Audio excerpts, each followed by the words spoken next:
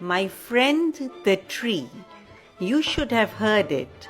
First there was a loud creaking noise and then a thud followed by a whoosh. Whatever could have happened? I jumped up from my typewriter. I was in the midst of writing a story when I ran to the window to see what was going on. There, right below my window, lay the great old pine tree. On going outside to examine the tree, I noticed that it had actually broken into half. The trunk had split from the middle. Years ago, such trees were a common sight for me when I was a boarder at a convent in Murray. It seemed such a pity for this particular tree had taken 20 years or so to reach its present size. And now, in one brief moment, it had become a wreck, only fit for firewood. It had provided shade for us as it stood tall, close to my house. The cause of its decay was not hard to find. Right where the break had come, I could see the telltale signs of decay. Nobody had noticed this earlier.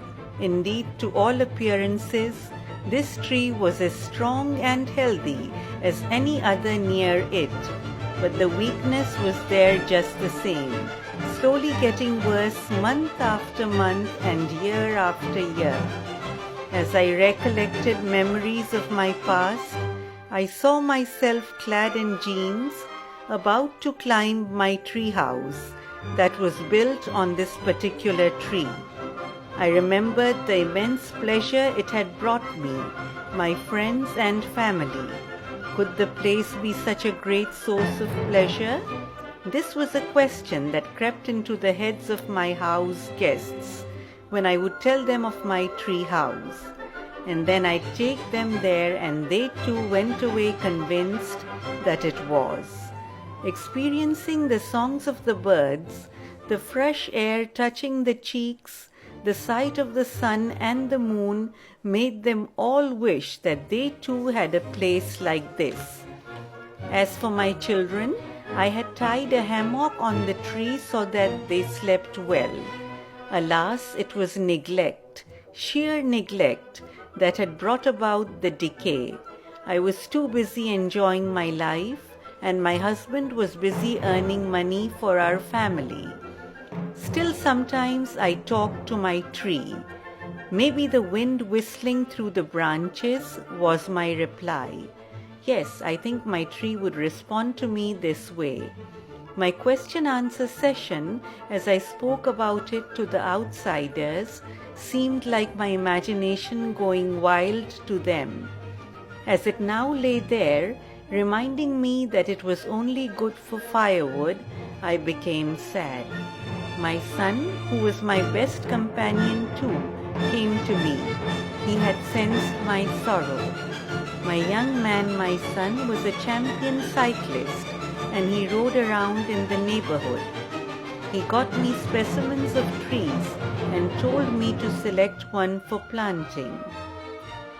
Such gestures of his in the circulars that my husband brought home, full of information from his horticultural society meetings, did make me feel a bit better.